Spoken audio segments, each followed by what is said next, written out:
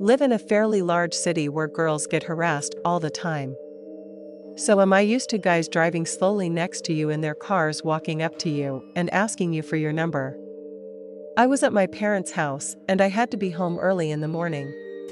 My mom advised me to stay home and to just travel in the morning. She doesn't like me traveling so late, but I felt invincible and sturdy living in the big city. For the record, I'm not sturdy nor invincible. I'm 5'3" and fairly petite. So not being on my guard, I took the late subway home alone. There was a guy sitting across from me saying a few things. I wasn't sure if he was talking to himself for me, but I didn't look at him. He left the subway compartment. All the time, I didn't notice the guy sitting behind me, a normal-looking white male in his 40s. The fact that he was sitting right behind me was weird and kind of creepy because almost the whole compartment was empty. Something was off about him and I didn't feel comfortable being on my guard. Now I constantly hear him moving, shifting, and hearing his coat grit. Finally gathered all my courage and looked at him in the window. His hand was real sneaky, between the window and the chair, about to grab my arm. I turned around real fast. What I asked him boldly, he was startled and asked what was up and walked out of the compartment and didn't look back. I still don't know if he was doing something weird or out of line, or actually did try to grab or caress me. But at the time, it didn't feel right. And I'm glad I took action. I don't think I'll take the late subway anytime soon. The 7th, when I was 18 and that just moved to Tokyo for college and was living at a dorm that was unfortunately about an hour away from my school in the center of Tokyo. Now Japan is one of the safest cities in the world. People leave their bikes unlocked for hours on the street in the middle of the city, and nobody will lay a hand on them. The only real crime problem they have is pervs on the subway with wandering hands. But since I'm very obviously American and won't put up with crap, I guess no guy's ever been brave enough to try anything on me.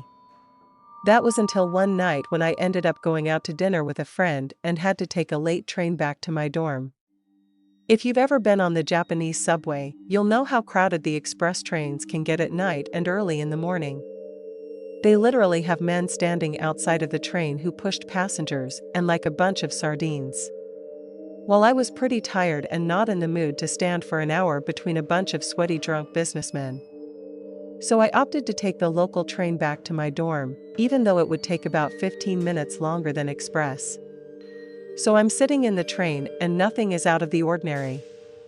As the train goes along, more and more people start getting off the train until it's only me and one other man in our car. He's just your typical middle-aged Japanese businessman. A little on the greasy side. After a few stops, no one else gets on and the man doesn't get off. When I can feel him watching me from the other side of the car, I'm not too worried. I get a lot of stares, being a young American girl in the middle of Tokyo. But then the guy starts inching his way across the car, closer to where I'm sitting. I think no big deal.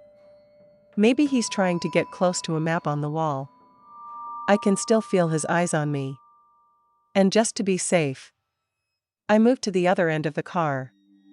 It's more comfortable on the reserve seats anyway. Then it gets weird. The guy gets up and moves to the exact same seat I had just been sitting in. I was kind of grossed out. What was he trying to do? Feel my warmth from having just been sitting there? I was kind of getting uneasy. Luckily, the train stops at its next stop and the guy gets off the train. I was relieved until he comes back on the train through the door right in front of me and sits directly next to me, looking straight at me and open-mouthed, breathing on me. I didn't make eye contact and just kind of sat frozen for a second until I realized what was going on.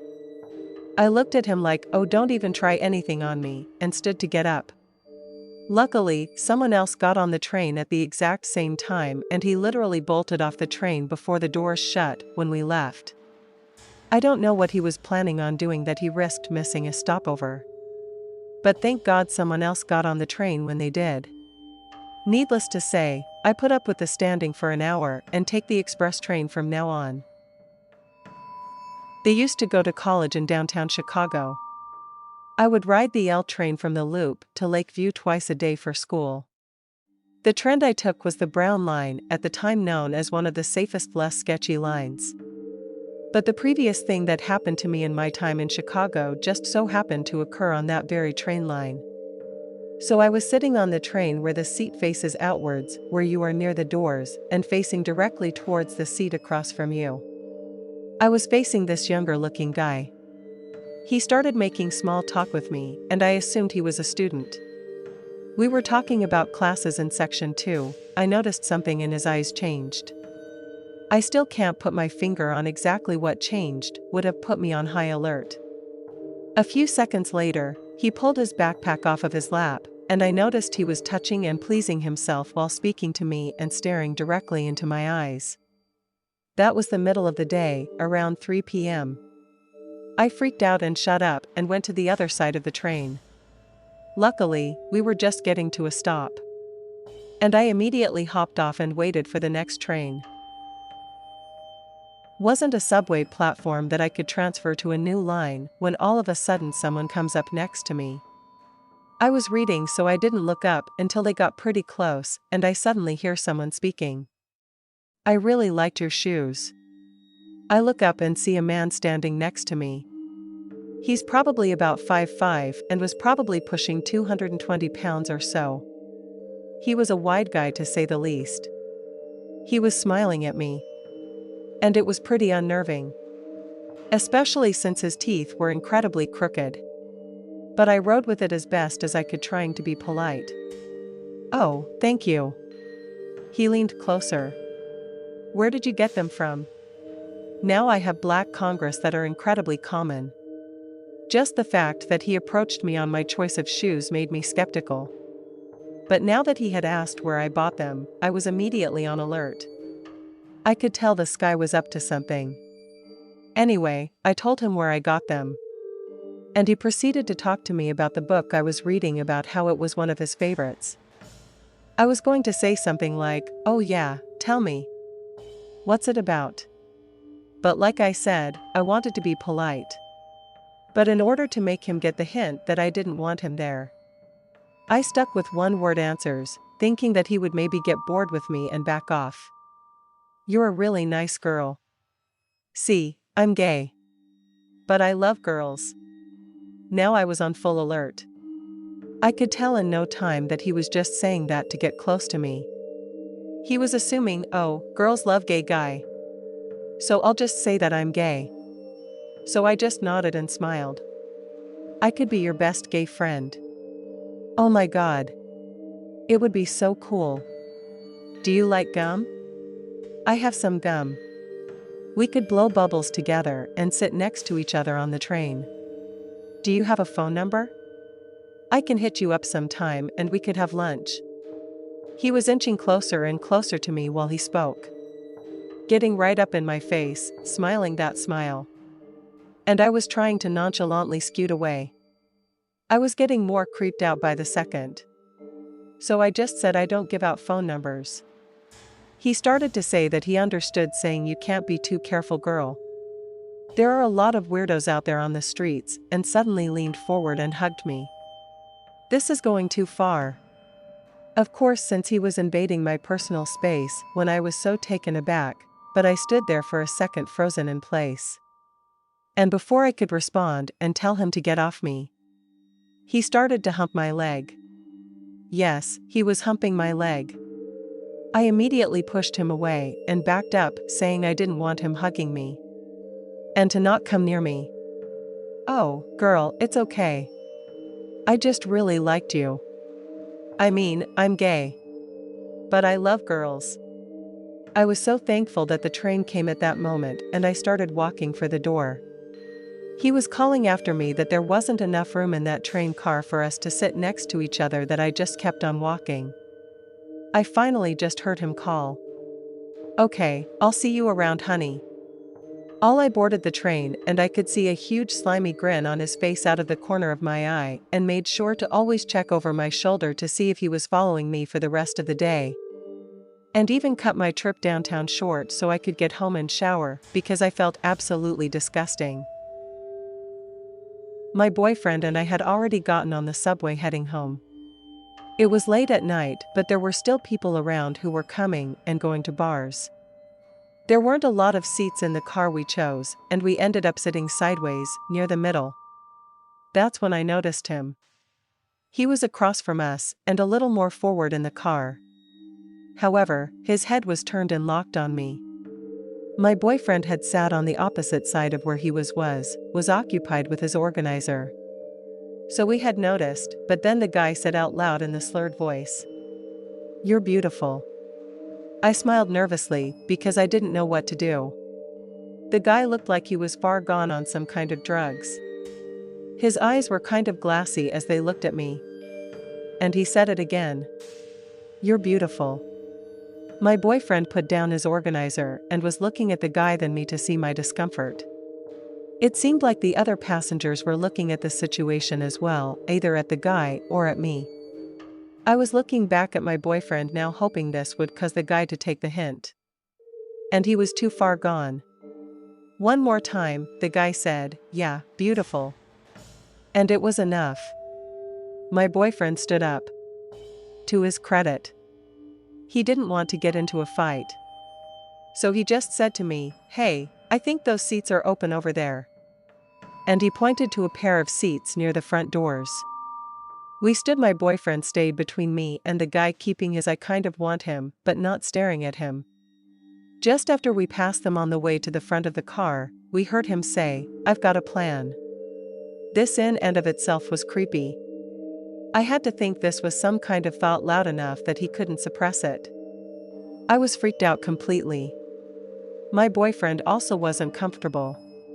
And so instead of going to the seats he pointed at, we went at the door. Luckily, there was a stop in less than a minute and we got off, checking that the guy wasn't following. We got off into the crowd and my boyfriend said, "We'll take a cab the rest of the way." We checked behind us a few times as we walked to the exits, but didn't see the guy. The station had one of those plazas where you can exit and any of the corners on the streets. And we decided to go to the far corner because it will be easier to get a cab going in the direction of our home. We go up and wait for a minute or two to hail down a cab. I get in first and my boyfriend after me, and the cab starts to roll off. I'm looking out the window. And I see, at the catty corner subway exit, the guy is standing there looking around, no one else near him.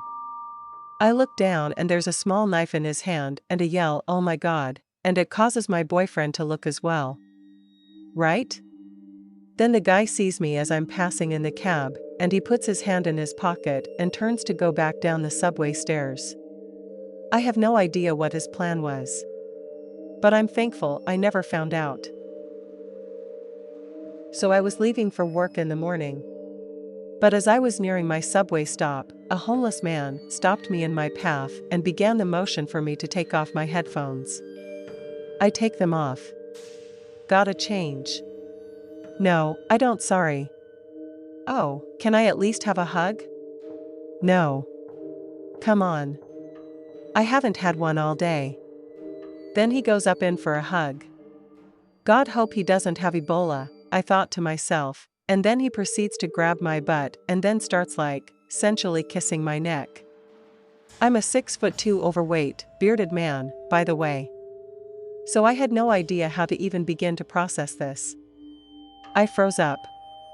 I wondered if he was gay or if he was just playing at it because he's a crazy homeless person. I didn't feel like I was in danger. I felt more bemused than anything else. After a few seconds, I think he wasn't getting the reaction he wanted. So he let me go. "Okay, you take care now," I say before stumbling towards my train. Anyways, it was super bizarre. It actually took me almost an entire day to really process what had just happened to me. So I live in New York and was going into the city to meet my parents after work one day. I think it was about 18 at the time and I'm female. I was on the subway just getting into Penn Station and it was extremely crowded right at rush hour. I sat in one of the seats by the end of the car and the car filled in slowly around me. A man stood directly in front of me and held on to the bar above my head.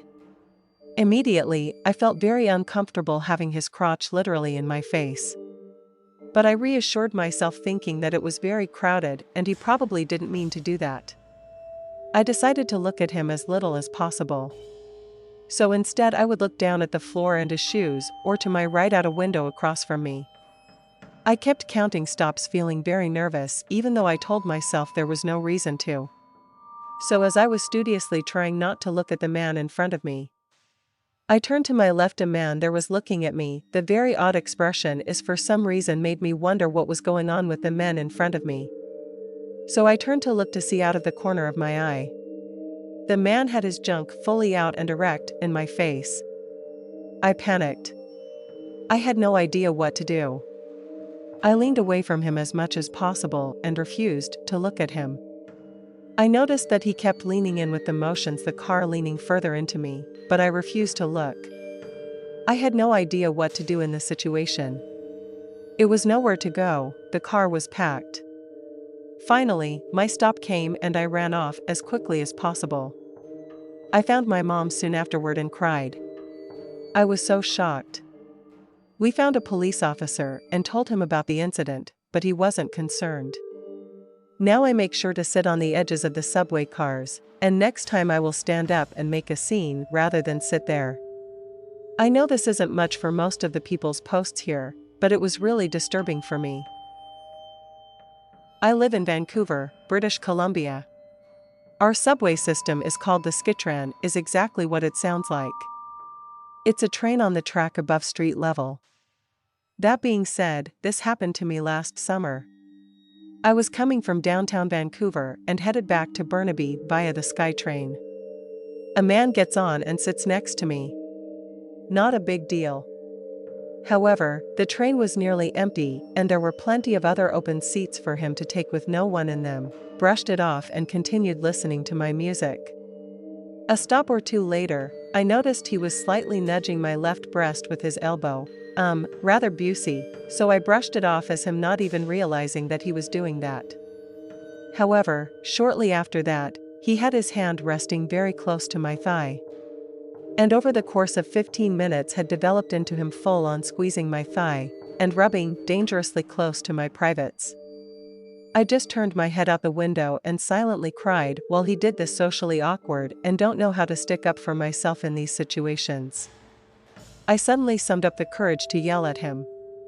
So I took my headphones out of my ears and was about to scream when he suddenly says, "I don't feel good," which completely deflated my courage to stand up for myself.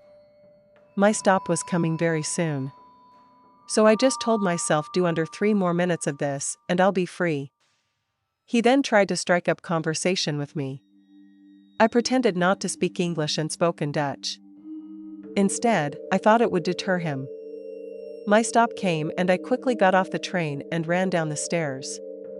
It wasn't until I heard the man's voice screaming, "Wait, wait," that I realized that he was following me. I continued to run and ran to the outside of the station to catch my breath and hide. I thought I lost him. So I ran back inside to use a payphone. My cell phone was dead, to call a friend to come pick me up. I then circled the area. While winning the mixture, he unfollowed me. I thought it was safe to rest and wait for my friend to come get me when the man walked up to me again and said, Are you lost?" I replied, "No, I have not. I saw you circling the station. And I wanted to make sure you weren't lost." I continued to pretend to not speak English. And he kept asking me where I was from, what my name was, etc. And I hoped my broken answers would make him leave me alone, and was wrong again, of course. And he continued to persist with questions about my personal life, which made me uncomfortable. My friend finally arrived and I quickly got in this car and told him to drive. He asked me if I knew that guy, and I told him what happened. He wanted to turn the car around and beat the crap out of him. But I told him I just wanted to forget about it. In hindsight, I should have phoned the police or stuck up for myself. But I wasn't thinking straight because of how terrified I was. At the time of this encounter, I was 16 and participating in an exchange program. My high school in America was partnered with a high school in Germany. I have been learning German since kindergarten. And every year about 10 or so kids from the German program at my high school get to go and live in Germany with a host family for a summer. My exchange partner Vanessa and I get along great. And as it turned out, my best friend Rebecca was on the exchange with me and her exchange partner Catherine. They were best friends with Vanessa. Needless to say, the four of us were practically inseparable. One day we decided to head into Nuremberg to do some shopping. Vanessa and Anna Catherine lived on the same street. So the four of us walked the little subway train station thing by their house. They lived about 10 minutes outside the city. So the subway train ride wasn't long at all. As we were taking the escalator down to catch the subway, we heard someone whistling, hello, thinking would be some boy messing around. We look around to see who it was. We hear the whistling sound again, and lock eyes with a man riding up the escalator. And we were on the down one. So we locked eyes red as we passed each other. The man was probably in his late 50s, early 60s, he was huge. I would have guessed around 6'7" in height, and easily close to 300 pounds. Stupidly, the four of us wave at him, and we were just messing around and didn't think he would think anything of it. Much to our chagrin, he took it as an invitation to begin terrorizing us. Suddenly, he starts sprinting up the escalator. And once he gets to the top, gets to the down escalator and starts shoving people out of the way to get to us. For a big guy. This dude was moving fast. It was apparent that he wanted to get to us, though the people surrounding us probably thought he had left something on the train and wanted to get it before it was too late. At this point, we were basically at the bottom. So we take off running. And by the grace of God, the training we needed had already pulled up. We run into the train and sit down, relieved that we had gotten away from this incredibly scary man. Or so we thought. The train we're on was separated into sections. So there were see-through doors he had to go through if you wanted to get to a different section. That makes sense. About a minute into our subway ride, we see the guy moving through the section in front of ours. We immediately stand up and sprint to the next section, hoping that we'll be able to find a more crowded one that we can hide. And this continues on for a few minutes until we realize that we've reached the front of the station. We sit down in the 4 seats close to the front. And sure enough, the man comes barging into our section. He sits in the single seat across from us and positions himself. So he has a clear view of us. When he starts laughing really deep and slow. We were trying so hard not to look at him. But out of the corner of my eye, I could see that his eyes were unblinking and bulging out of his head. He was grinning in such a malicious way, and he had started to draw, even licked his lips a few times. We start whispering in English to each other, hoping that this guy's English isn't that strong. And we decide that at our stop, we're going to sprint off the train and find a policeman or someone who can help us. The train gets to our stop, and we bolt off the train. Luckily, our stop is pretty crowded. So we're hoping to duck out of sight and then find someone who will help us. We turn around and make sure he isn't behind us. And the guy hasn't gotten off the train. But he shifted so he has a clear view of us from the window by his seat. We watch for a little and the train begins to pull away. But not before the man widens his smile and begins slowly waving at us. I swear he didn't break eye contact or stop waving until the train was entirely out of sight. I don't really know what that guy wanted with us, or why he was so hell-bent on chasing us through the train. Maybe he was planning on getting off it or stop with us. But when he saw how crowded it was, decided just to stay on the train because he knew he wouldn't get away with whatever he was plotting. All I know is that I was absolutely scared out of my mind.